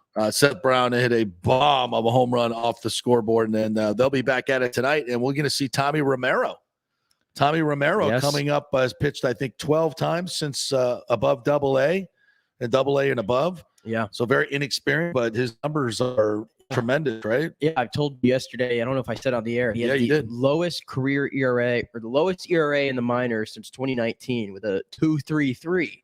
So there you go. And you're going to notice first thing, he has a very unique delivery, very over the top.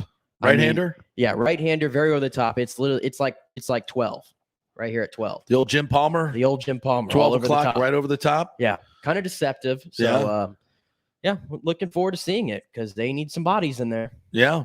And for the 6th time, would have been nice to get a major league pitcher for Austin Meadows. You're never going to I can let that go. Hell no. I know you're not going to let that Hell go. no. But let's do a ton. They were not available. They're not available for All-Star Austin Meadows.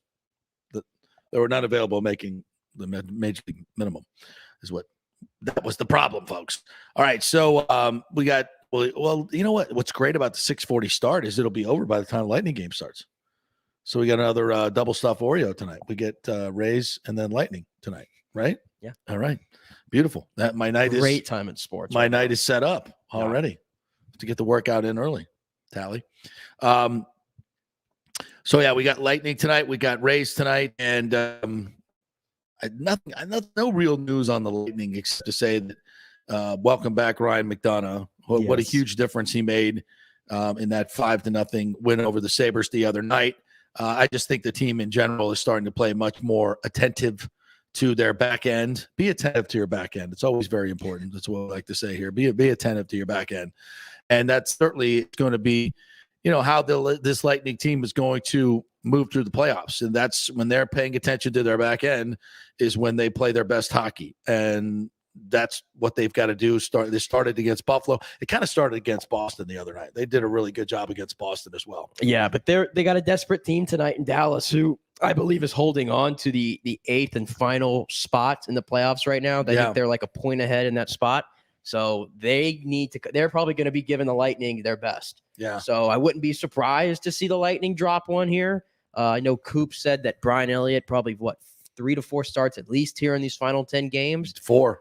They're going to give Vasi a lot of rest. I wonder if he goes back tonight. Curious, an away game, kind of late start like that. We'll see. We'll probably see Vasi tonight because Vasi hasn't played since Friday. Yeah. So, yeah, I think we'll see Vasi tonight. You got to keep him sharp. Yeah. But then I think – and then they got Thursday and Saturday. So I think you'll definitely see Elliott on Thursday. He might get – Thursday and Saturday, they get Anaheim and Winnipeg, 2 teams not a factor right now. Right. So I think that'll be Brian Elliott's getting one of those, I think. Yeah, no doubt. All right, to a couple other stories here. By the way, 11:30, TJ Reeves is going to join us. We'll talk some Buccaneers. He was at the Rays game last night, so we'll talk that. Some other interesting stories. Yesterday, Tony Dungy and Ron DeSantis were at the Advent Health Training Center where the Bucs are to promote a new bill that addresses the fatherhood crisis. HB 7065 directs millions of dollars to initiatives meant to support men in being parents, such as having case managers help fathers find jobs and transition from prison. Money will also go towards distributing information about effective parenting, including a media campaign that hopes to use public figures to influence as spokespeople. About $70 million has been appropriated for the project in Florida's budget for the upcoming fiscal year, which DeSantis has yet to sign. If you look over the last many decades, one of the worst social trends has been decline of fatherhood, DeSantis said on Monday, while holding the hands of his 2 daughters. This is from the Times, by the way, article written by Rick Stroud and Romy Ellen Bogan, I believe. Some of the funding will support grants for nonprofit organizations like the one run by Tony Dungy, Pro Football Hall of Fame coach, the Buccaneers and Colts. Dungy attended the media event on Monday, which was held at the Bucs complex. Dungy was among the founders of All Pro Dad, program of family first supporting parents, marriage, and family initiatives. I've been involved with that for many, many years. It's tremendous charity. Quote, "This will be tremendous," Dungy said of the legislation. "This will be such a big help to fathers in Florida, agencies that support fathers in Florida. Money will be allocated to bolster mentorship programs for at-risk middle and high school boys. Wow, that's awesome. Through the Department of Juvenile Justice. For many of these youth, these mentors may be the only father figure that they have. Very interesting. Sproles, a former prosecutor, repeatedly emphasized the importance of fatherhood, previously said that just about every negative outcome we see that faces boys here in Florida and across the country can be linked back to an absent father in the home. And that's absolutely true. If you look at the numbers, they've just skyrocketed over the past couple of decades. And most of those kids that don't have dads in the home, a large portion of kids that end up in juvenile justice and incarcerated come from fatherless homes. So imagine a media campaign with very famous people like Tony Dungy and other athletes and espousing the values of fatherhood. And for this, people are criticizing Tony Dungy.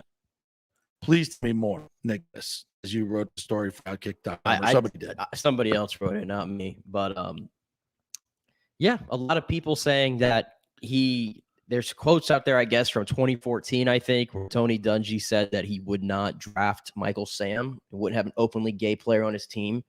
And people were saying how fitting to be with the anti-LGBTQ king in Ron DeSantis. So that's what it was. First of all, it never doesn't say don't say gay in the bill. Nothing to do with being anti-LGBTQ. This is one of the biggest misnomers in media when they rename these bills for political agenda reasons. And can we just for once stick to the story? So it's okay to spend hundreds and hundreds and hundreds of millions of dollars on all these other social justice issues and all these other spots that we see on television and us, ESPN especially. But for some reason, espousing fatherhood, we don't need to do that. That's not a good thing. That's not helping kids that don't have dads get through the system and helping them and training them to get jobs and mental support, emotional support. That's a bad thing. It goes most back, of these young kids are minorities. By the way, it goes back to the other point that we had when we were talking. I think the transgender bill. We discussed that and the whole Leah Thomas thing. It's like I don't think people hate the message, so to say. They just hate who it comes from. And I don't and I'm not saying I agree with that by any means. I don't get it. I don't know why people can understand that someone you don't like or whatever maybe did something good that I think everybody should be on board with. And don't we ask, is this not what we asked for, is to be bipartisan in what we do? Yes. Tony Dungy may not agree with everything Ron DeSantis does. I'm sure he doesn't. Right. But you're going to lump, they're standing together, so they're all the same. I don't get that. Jesus. And it's that kind of thinking that sets us back, I think, even more so, right? When did Ron DeSantis become the devil? My God. Well, I acknowledge that he is the devil to a lot of people. It's ridiculous. It just is. It's ridiculous, and it's all in media creation. Maybe you don't have to agree with every one of his policies, but he's not. It doesn't mean that every time he does something good, we can't say, yeah, he did something good. But exactly. Unfortunately, people say, he doesn't mean it, or he's using his kids as a prop. That's the one that I saw. If Joe Biden came out today and said, you know what, my policies on oil and gas industry, demonizing them are bad, and it's caused bad inflation and all this, I'm turning it around, I'd be, yay, thank you. Good job, Joe. Way to go. It's my thing. It's like I don't recall anybody ever going after Tony Dungy's character ever until yesterday, and all of a sudden we have this long line of history where he's had questionable character. I don't recall that, to be honest.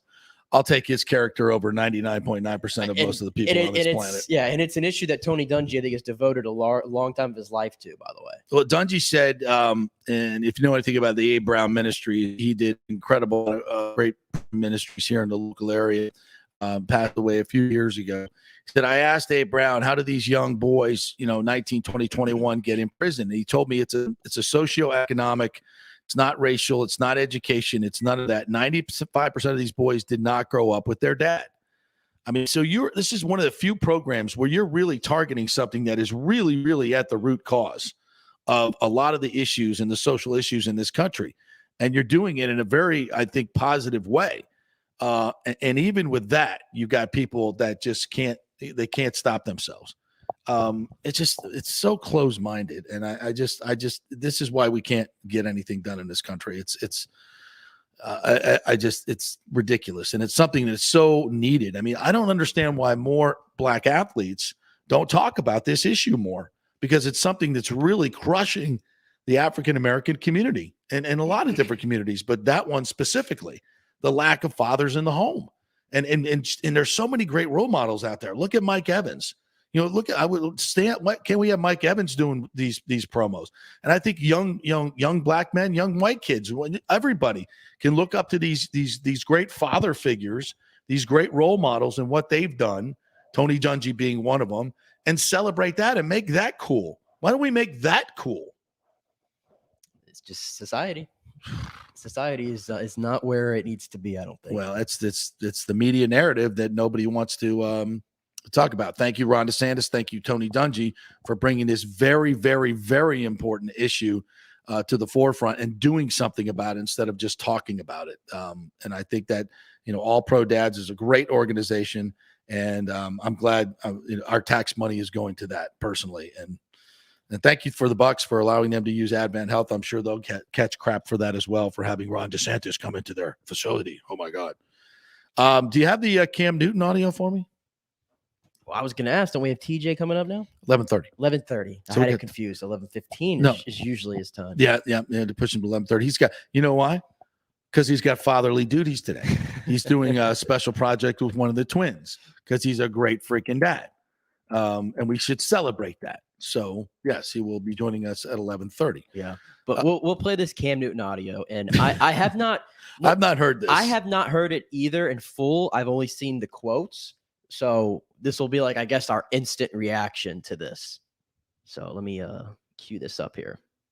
And what was this from? This is from a podcast that he was on yesterday with, I think it's Barstool Sports. Okay. Had a perfect example of what a man was in my life by my father. My parents has been together 36 to 7 years now, and it's a beautiful thing. I grew up in a 3-parent household, my mom, my father, and my grandmother. And I knew what that's good stuff. A woman was, not a bad bitch. Okay, what's the difference? A woman. Okay. A bad bitch is a person who's just, girl, I'm a bad bitch. I'm doing this, I'm doing that. I look the part, but I don't act the part. Okay. And it's a lot of women who are bad bitches. And I say bitches in a way, not to degrade a woman, but just to go off the aesthetic of what they deem is a boss chick.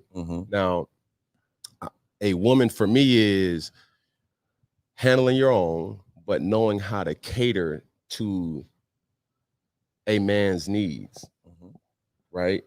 And I think a lot of times when you get that aesthetic of like, I'm a boss bitch, like I'm a this, I'm a that. No, baby, but you can't cook. Okay. You don't know when to be quiet. You don't know how to allow a man to. What is it up there? It's just getting good. Cam. Is it? Would you have more? Hmm? Do we have more there? I think this one's just him a little bit different. Play that. This one's different. This one's titled Cam Newton says this generation of men need to start acting like men again. Oh, I'll listen to that. This one might have some value here. I'll listen to that. So tell the men to start being men, bro. Yeah, absolutely. You're not allowed that to. Sucker shit should not be rewarded. And what sucker shit? So when a person carries himself social media wise, and it's a fraud in real life. Okay. It's more to every person that got money, every person who's rich isn't a real one. Okay. You know what I'm saying? Right. And I think that gets kind of misconstrued in this society now because a lot of people have money, but they're not genuine people, Right. And I pride myself, everybody who knows me knows, like, bro, Cam's a solid dude. He keeps his circle extremely small. I'm not afraid to be by myself. Well, there's a lot there. I'm gonna have to go listen to the whole podcast there. So that didn't go over well for Cam. That No. woman's got to have a cook and know when to be quiet. I like the first time I heard the first part of that, I was like, okay, I see what you mean, kinda. Yeah. But then it kind of went too far. Yeah. Just a little too far, Cam. And again, self-awareness, I don't think has always been Cam Newton's strength. No. And for somebody who is a free agent quarterback looking to keep his spot in this league, I don't think that was the smart thing to say. And he's had the past history. Remember when he remember the female reporter, I think a few years back, that asked him a question. He said something like, "Honey, let me tell you how this works." Oh, something yeah, like that. yeah. So he already That's had right, that yeah. reputation. Yeah. So it's a very bad look. And frankly, I think there is a lot of females out there who are like, we've done so much work to, be our own people, right, and not be held down by men. And then you have somebody that says something like that. It's the last thing he said. You don't know when to be quiet. You don't know how to cook. It's the stereotypes, Yeah, and first of all, for a man's opinion like that, I know, if other people would have said it, it would be really even bigger news. But for Cam, I think he'll get a pass for the most part. I kind of know where he's going. I think what he was trying to say was there have been traditional roles for women that have made women very happy, that a lot of women embrace, that a lot of women wish they could go back to be quite honest. And I think there's also a contingent of women that, like he said, want to be bad bitches. And I think what he's saying is he prefers a more traditional woman or a more traditional role for a woman with his mom and his dad and his grandmother in the house. I mean, I think whether it's to me, and this is just my opinion, that is the best way to raise a family. I think that's just my opinion. Doesn't mean that women can't go out and work, shouldn't go out and work. Women can go out and work and also be great moms. I mean, that's our society allows for that now, which I think is great. But there are some women that choose to be, call them homemakers, whatever you want to be, raise the children at home and not work. And I think that is a very, very noble thing that gets dumped on way too much in our society. And we should celebrate women who do that and choose to do it and not look down upon them. Because I do think it's a great way for kids to grow up with a woman or a man at home and a breadwinner going out and doing what they do. I don't think it necessarily needs to be a mom or a dad. It can be either one. But the traditional roles seem to work very well, very well. We've had a lot of good outcomes. And if a mom wants to do that, if a woman wants to do that, we shouldn't dump on that like we do in this society, I think. Sure. But I think it's just relating to Cam Newton saying it out loud. The choice of words is poor. Very poor choice. It's very words. poor. Very like, poor cater choice to a words. man's needs. Yeah, it's know how to cook. Yeah. Cam Newton. Cam Newton. Yeah. Okay. Imagine if Tom Brady said that. Oh my gosh. It's just, again, sometimes he just amazes me with his lapse of judgment. It really, it's crazy. Now, do I think you should not get a job because of it? No, I don't think you should be shunned from the NFL for these words. I don't. I still think it's very bad. It's a very poor choice bad. of words. Absolutely. And I think you should deal with it in that way. If your team signs Cam Newton, maybe you should, write a letter to your particular team and say, I think he should clarify that. If you're going to have him on your team, maybe he should clarify that. Frankly, I'm not even interested in that. When people do this, I mean, it's a great discussion because of the Dwayne Haskins stuff. Yeah. When did you see the Gil Brandt stuff, by the way, over the weekend? No. Gil Brandt went on a show and said, Dwayne Haskins had this coming for him based on the lifestyle. Very just awful things to say. What?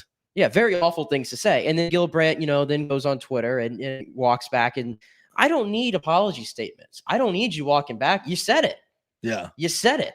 It's what you mean. You said it. And it's the same thing with Cam Newton. You said it. That's what you mean. And as all things pertain to the NFL, if you're talented, what you do on the field can overcome what you say and do off the field, you will have a job.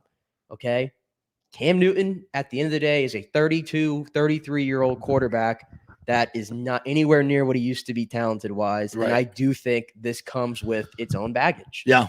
Yeah, truly. I mean, and when you're in the position that he's in, you probably these things don't help you get a job. That's for sure. You know, when you just keep your mouth shut. Just keep it shut. Well, I don't want you to keep your mouth shut. I want people to have opinions and not be canceled for them. That opinion, though. Look, it's his opinion, and that's where if I don't agree with it, I don't think you should. If he wants to say it, he has every right to say it. I don't agree with it. Now, what are the consequences of somebody saying that? Well, people should say that's a dumbass thing to say, Cam Newton. You should be a little bit more forward thinking, a little bit more progressive than that. I'm not comfortable. I don't think that rises to the level of, you should never get a job in the NFL again, ever, with those kind of views. You should never. I think you should. I don't think it's that. It's a dumb thing to say, but why do we have to cancel people? They've worked all their life to get to this point, and this is their profession. This is how they make their money. And you say something stupid, and suddenly your life is over. I mean, I don't think it's that far. I'm thinking that there are going to be a lot of teams. We could just say, hey, that's stupid, bro. And I'm saying that's just not reality. It's just not reality anymore. Well, I don't like the reality. I understand. I'm giving you from the That's NFL. My point. And my point is from the NFL team's point of view, there are going to be a lot of teams that go, ooh, they're cringing at that. Yeah, I'm sure they are. They ought to cringe at his completion percentage. Is what they ought to cringe at. Or that hat that he wore last year. Yeah. Or the grandma's net that he wore the last time I saw him in person. He's interesting. Well, to me, that's a bigger thing with Cam. Is I think Cam is just more about the show and projecting the image and the brand, and is not as maniacal about his quarterback craft as maybe other players. Hey, we don't know that though. We don't know that. He might be the hardest worker in the room behind closed doors, right? Some of the ones that don't put it out there are the hardest workers, and he's unapologetically himself. If anything, you could say. I don't have a problem with that. I've never, from people that I've talked to, I've never heard that he's, not that he's a slacker. I'm not saying he's a slacker, but I don't, I just, like I said about, like OJ Howard, I don't think football was the most important thing to him. And that's okay. It's okay, really. But I don't want you to be my quarterback.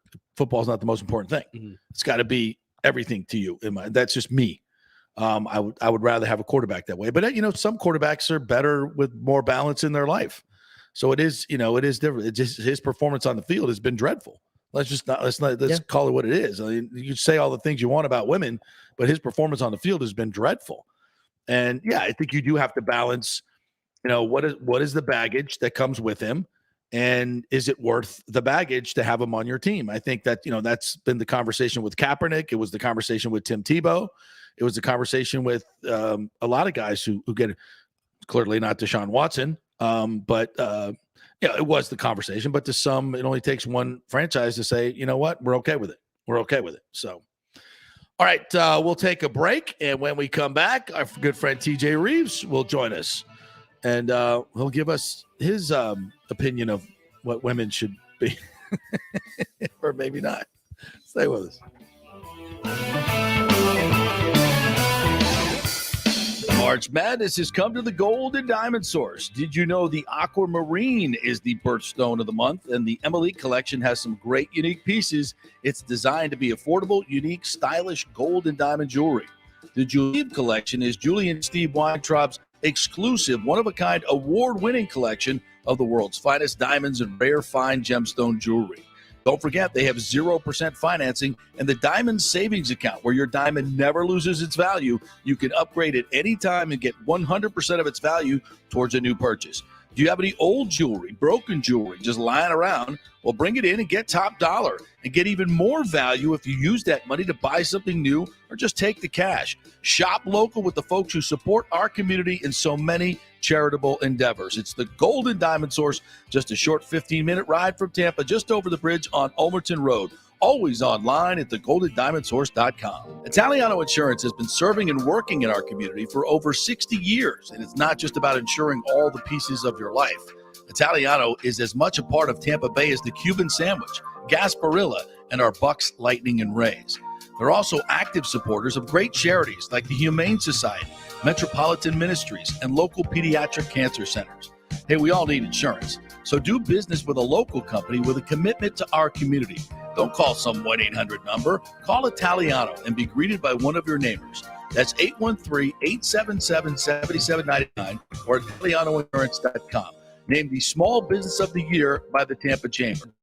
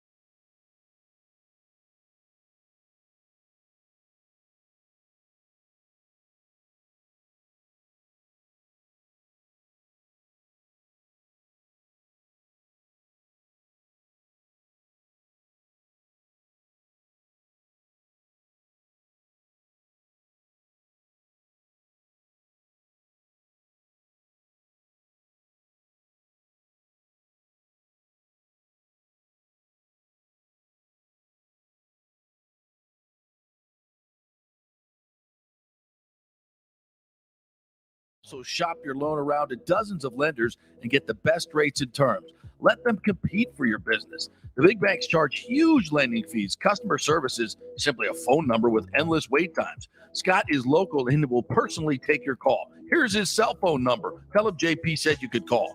813-294-7595. Scott's done over 3,000 loans, including many coaches and athletes. He will answer your calls and concerns and give you workable strategies to be smart with your money. Reduce your payments.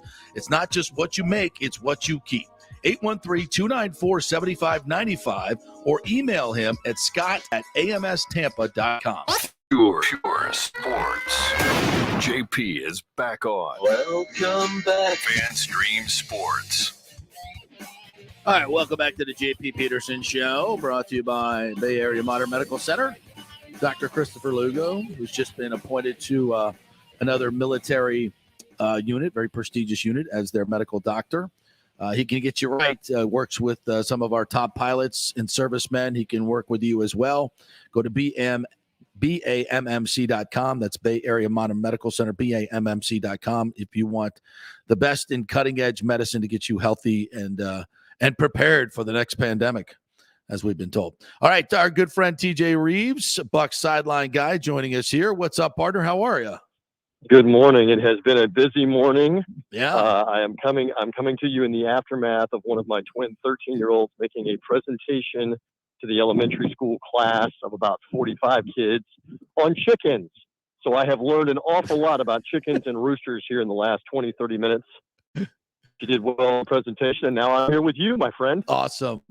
We were talking about Tony Dungy and the All-Pro Dad presentation that went on at the Advent Health Training Center yesterday, which, of course, a lot of people have issues with because he was with Ron DeSantis. I mean, we can't do anything good anymore, right? We can't even come out for Big Great Father. Oh, that's controversial.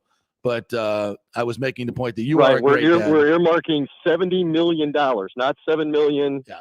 Not a couple $100,000, $70 million to help programs involving dads. Yeah. We can't promote fatherhood. Can't see past all the other venom. Yeah, I got you. I feel you. It's unbelievable. So what's going on over there at One Buck Base? The Bulls has begun. Off-season workouts have begun because the Bucs get to start early because we have a new coach. It's kind of a wink, right? It's all the same continuity, but they get more workouts. So what is the kind of the focus of these first few workouts? A lot of young kids, I'm sure, getting involved. Well, it's fascinating because he's going to now start to put his imprint on what's going on. And you know this. I mean, a lot of the debate and the discussion is going to be how similar or how much different will some of the nuances of, aggressive going forward on fourth down, that kind of thing. Yeah. You would think that's up to TB12, but a lot of times The other TB, Todd Bowles, is going to have input in that. And then when you start looking at, all right, who do you keep? This is always one of the tough things for head coaches in sports. Who are we keeping? Who are we getting rid of, especially come training camp time, where once again, this team will have difficult position battles where they get rid of probably 2 or 3 or 4 guys that can end up going and playing somewhere else.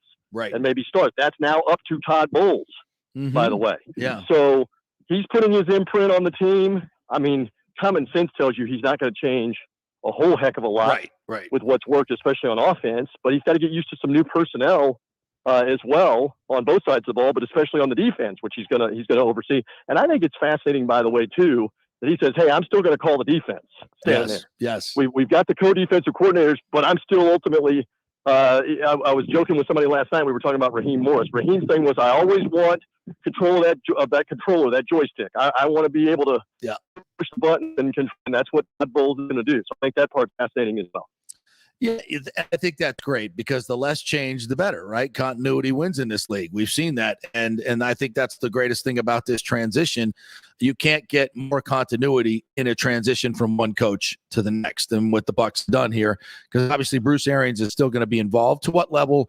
I don't know. By the press conference, he doesn't even know. But they'll work all that out. But yeah, exactly. What do you see as the main differences between the two organizations? I mean, will the practices be different? Will personnel be different? The philosophies, as you mentioned, going forward on 4th down, being more aggressive. What do you see as the differences between the two? I don't see many. Well, I think it's a valid question on, are you going to practice? I mean, there's only so much you can do in practice now. People have to understand this. You know this. It's not the same anymore as even what it was maybe 15 years ago. Right. With practices and 2 a day and full padded practices during the season. I believe it is still the case that you can only have, I think it's like 19 or 20 full padded practices in the entire regular season. So once the regular season begins, it's basically 1 a week, and there's a couple of weeks where you can have a second padded practice. How much can you really get done? Yeah. How much can you really get the point across if you're not even in full pads in a physical game like football? It's a very legitimate question, but I think there may be some differences in aggressive play. There might be some differences in how hard you practice. Again, you've got a very veteran team that has won a bunch the last 2 years. Isn't that refreshing to say and contemplate? Yeah. Where you maybe don't have to get that point across, like a young team that has not won a lot because they have changed the culture, like you've been talking about on your show. Yeah. It has now switched around. Not that you're going to be complacent or lazy, but you have another. And Tom Brady's not going to let that happen either, by the way. No. On both sides of the ball, he is going to say day in and day out, this is how you win. Attention to detail, how hard you practice. What you do in practice is what translates Sunday after Sunday and getting you into the postseason. And I do think, because this is typical of defensive coaches, they like to run the football more because it gives their defense a rest. Possession time is important to them. And I think they understand it from a defensive standpoint. If the other team's running the ball well on them, it just makes their job harder. So I just think in general, defensive coaches like more running of the football. And I think, from what we heard from Clyde Christensen, that was the first thing Brady's to-do list when he came back. We got to get the running game going. So, and I think that's a good thing. Would you agree? Yes. Well, and as much as you are going to be able to run it in 2022, because we know it's a different NFL now, but still your point is well taken that if you are able to take some time off the clock, you're able to bruise some people. You're able to grind first downs when you have to have them, give the defense a break. That's something you want to do. But there's not that much of it across the NFL anymore where you see that. It's just wild. I guess we're becoming old, JP. That we remember the 80s and 90s NFL where teams would regularly have 10-minute drives and a running back would regularly get the ball 25 times a game. I pined for those days, to be honest. You rarely have a game now where either running back gets the ball 25 times a game, much less both of them in a game. You might have an entire NFL weekend where only 1 or 2 guys got the ball 25 times in a game, running the ball, individual guy. So it's a different league. It is a different league. It is a pass-happy league. They've changed the rules. They've changed it for excitement and for scoring.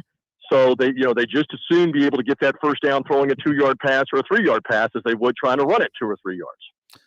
TJ Reeves joining us here, Bucs sideline guy. What did you make of the Florio fantasy report this week about Stephen Ross having this grand plan to trade for Brady, trade for Sean Payton, give Brady part ownership? They're going to meet on his yacht secretly in Tampa with Brady. What do you make of that? I think you pretty well summed up the totality of it with the word fantasy. There's a lot of fantasy involved in that. There was a lot of, hey, what if we could do this? The reality is you can't be an owner and also play. Right. And the reality also is the Bucs made it very clear privately to Tom Brady and to everybody else, he's either retired or he's going to come back and play for us. That's right. And that is in fact what happened. So the rest about, trading for Sean Payton and the Saints, by the way, are going to hang on to that poker chip because somebody, whether it's the Dallas Cowboys or whomever, is going to probably give up a significant draft pick or two. That's right. To grab him. Maybe the Dolphins were ready to do that as far as him being the coach, but the rest of this is filling up the internet and filling up the talk show segments and giving us all something to debate and kick around. So with Stephen Ross's friendship with Brady, I guess Ross is one of the big Michigan boosters or the biggest Michigan boosters. I mean, I guess you could put that together, but I don't think Bucs fans should be somehow pissed off at Brady for being disloyal or be running Bruce Arians out of the building. I think both of those are false narratives. Would you agree? Again, it's up to Tom. It's interesting. Tom Brady hasn't really talked about any of that. That's and right. He will at some point. I mean, he's put it out on statements online, social media, but it's up to him to dispel it. Bruce Arians has been very clear about it, that was not the case, that this has been his timeline here, and that as much as anything, he wanted to be assured that Todd Bowles was going to get the opportunity here. And so read into that what you will on the timing, but clearly you had a guy in Brady that wanted to continue to play. That's the biggest part of this. That's the biggest takeaway. Not be an owner, not be a general manager. I still want to play.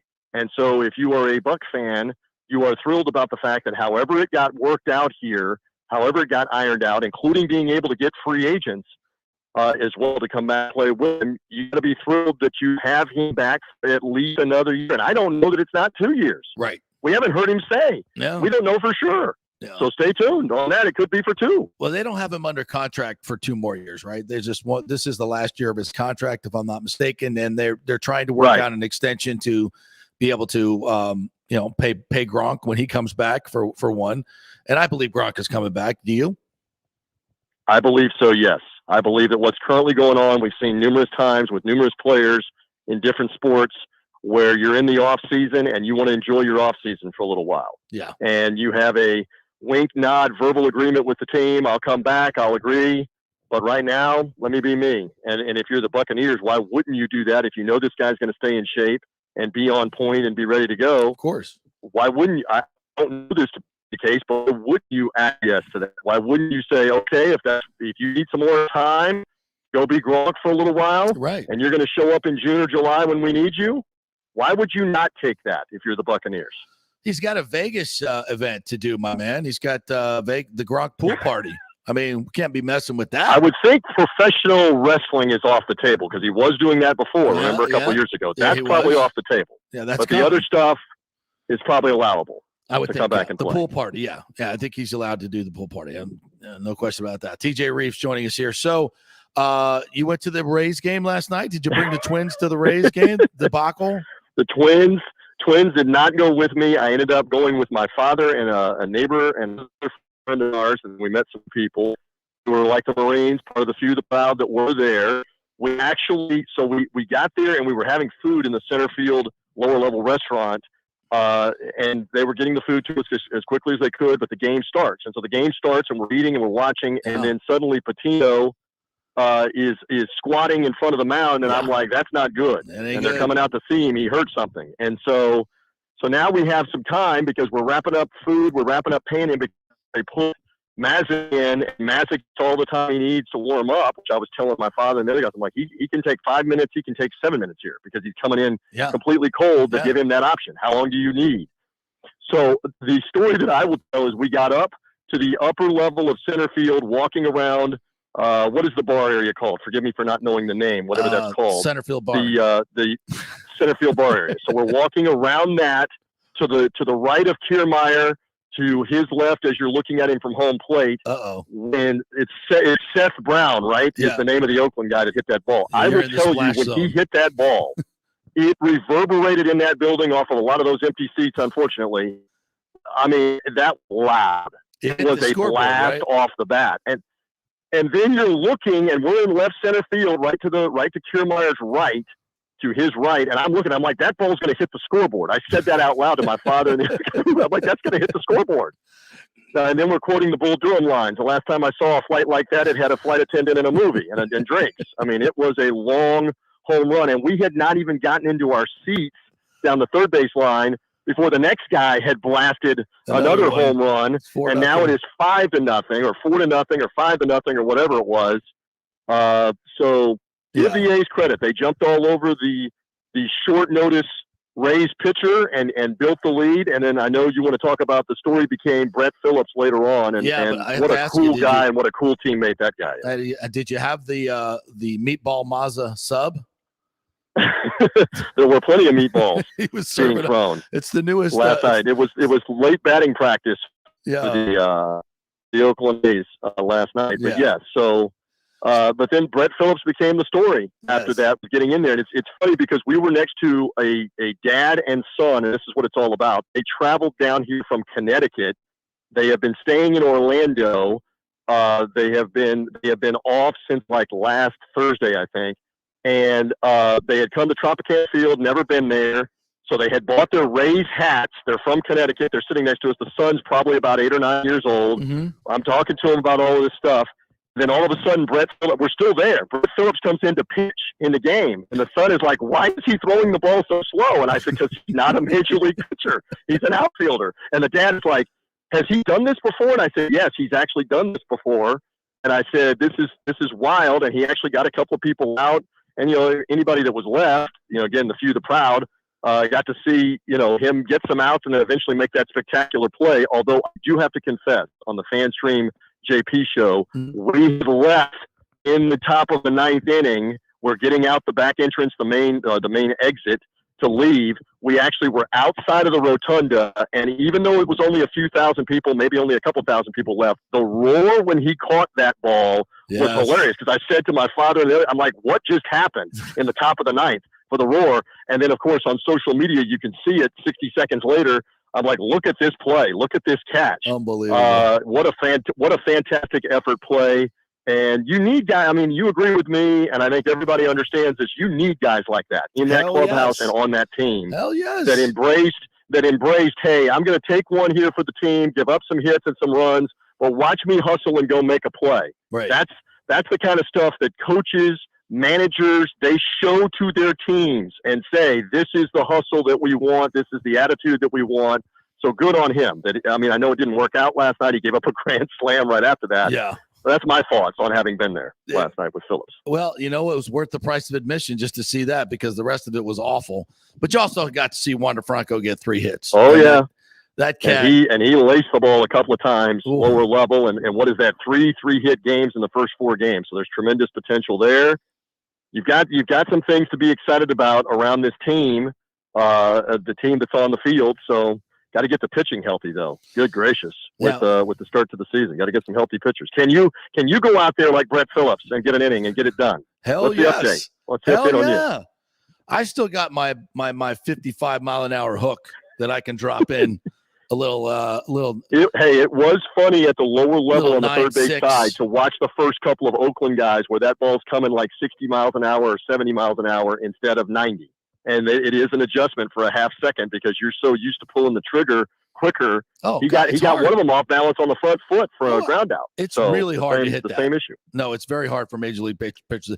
Go watch a major leaguer or a minor leaguer come out and start playing softball for the first time. It takes them like 6 weeks to figure out how to hit a slow pitch softball. They can't do it. Right. It's very, very difficult for them. So because it's almost all in slow motion, you're so anxious. Yeah. It's hard to get the timing down when you see something like that. That's why Jamie Moyer stayed in the league for so long. By young, very true. Ever gets healthy. Yeah, as I've said for about 9 times, this will be the 10th time. It would have been nice to get a major league pitcher for an all-star in Austin Meadows, but that's not the way the Rays do business. I don't disagree with that one. I'm still trying to figure that one out. I understand that I can he can explain be it a to free you. agent. I understand you were using his money for other things, but why did you not get an arm of some kind? I believe we were talking about this last Tuesday. Why did you not get at least a double-A arm or a prospect arm of some kind? I think that's a mystery right now. Why not a major league arm? The dude's an all-star with 106 RBIs and over 30 home runs. You can get a major league arm, but when you're instructed that you can't add any significant payroll, the pool of trade partners and players goes way down, and that's the way the Rays do it. Well, I hope you had a good time anyway there, because it was a good time at the ballpark. Good time was it was obviously a downer that they're already behind 8 or 9 to nothing. I felt for Dave and Andy on the call of the game, because I've been there on many occasions in many different forms. And what do you do and what do you say? Yeah. What do you say when you're the home announcers? You just trudge on and you're just a professional and try to do what you can do. So it is only one game, and I know they're going to Chicago. I was talking to a couple of people that are going. Actually, they were at the game last night. They're going to Chicago. Yes, because they're at Wrigley first, and then at Comiskey, playing the Cubs and the White Sox coming up. I believe White Sox first, and then Cubs. Because I will be at White Sox and Cubs at the Monday night game in Wrigley Field with my son, who is now living 2 blocks away from Wrigley Field. Listen to you. I'm going to Wrigley How Field, about hookup of hookups? So Cully has got the hookup on this. Cully got like $9. How am I not invited to this next? He got Monday like night? $9 tickets. He got like $9 tickets last week to Wrigley Field to a Cubs Rays game. I'm like, what? Okay, that's tremendous. Yeah, so I'm taking a quick flight, just a 2-3 day jaunt up to Chicago, see my son for Easter Sunday. And I'm sure we'll have a nice religious discussion at Ditka's Steakhouse over a big fat ribeye. You will discuss how the steak is not going to be resurrected. I understand Easter metaphor. Oh, it will. You. It will be resurrected in a different form. All right, that's enough. All right, partner. Always good to chat with you. Have a great Easter weekend with the Twins, and we'll chat with you next week. Absolutely, my friend. Always to be with you, and behave up there in the Windy City. I look forward to the stories afterwards. All right, sounds good. The great TJ Reeves. Follow him on Twitter at Bucs Sideline Guys. Got the 3 Dog Thursday podcast and all the Bucs podcast and all that good stuff. So follow all his content there. All right, we're waiting a press conference here in New York. Doesn't look like it's going to start anytime soon. Anything else we missed? I did see the Russell Westbrook. I'm not sure what problem Frank Vogel had with me, what his issue was with me. Maybe he was shooting 12% from the floor and not being able to make a layup. Perhaps that could have been the problem. Again, the lack of self-awareness. Where's it at? Where's it at here? Oh, my goodness. What the hell? I said this yesterday. He put something out there. It was like, I think he was asked, LeBron and AD always said this year, let Russ be Russ. He's like, yeah, let's be honest, though, that didn't happen. That wasn't really true or whatever. And I'm like, bro, they missed a combined 66 games. It means that 70 games you were out there for 78. You had plenty of opportunities to be Russ. I think plenty. Yeah. No. And I already saw he's got a player option next year at $48 million. It's crazy. That dude's going to make $48 million and he can't make a layup anymore. They're stuck. What are they going to do? Well, LeBron. Good thing they fired the coach. GM is already up to work. I've already seen the reports that he would be enthused about getting Mark Jackson as the head coach. So that's his next. That's the new one. That's going to fix it. The next victim. That's going to fix Russ Westbrook and I don't know Anthony Davis from being a China doll. I don't know. Apparently, Alec, is it Bohm of the Philadelphia Phillies, dropping F-bombs in frustration. Lip readers ran wild when cameras caught Bohm having some choice words after a second error. I effing hate this place. Oh, yes. He had 3 errors in 1 inning. Right. At third base, 3 throwing errors. And then he made a routine play and they all, sarcastically cheered. And then he said that. And all I could think of was, I would love to hear your buddy John Kincaid today and the rest of the Philly media because I'm sure they've had a great time with that one. We should get him on tomorrow just to Just talk let him about just that. talk about that. Just talk go. about Harden, who's gonna. Oh my just gosh, awful right They're now. eating him up right now too. I mean, nobody's safe in Philly. Nobody's safe. He deserves it. I will watch. Are they playing tonight? The Sixers. I hope. I will watch Didn't the that. regular Just season end? yeah, regular season. Playoffs start tonight. Yeah. Get with the break. Even I know that. Yeah, I think they play tonight, and that's going to be like. And Harden is just struggling bad, and the Ben Simmons might actually play in the playoffs. Ben Simmons is struggling bad too. like him coming back is going to be some magic bean because he's so good. All right, our thanks to all of our guests today. Bob Herrig came on from Sports Illustrated. Phil and Tiger has his book coming out. Check that out on Amazon. Great book. Also, Scotty Reynolds joined us and TJ Reeves. Nick Geddes, nice job today. We'll be back tomorrow. Go Bolts tonight in Dallas.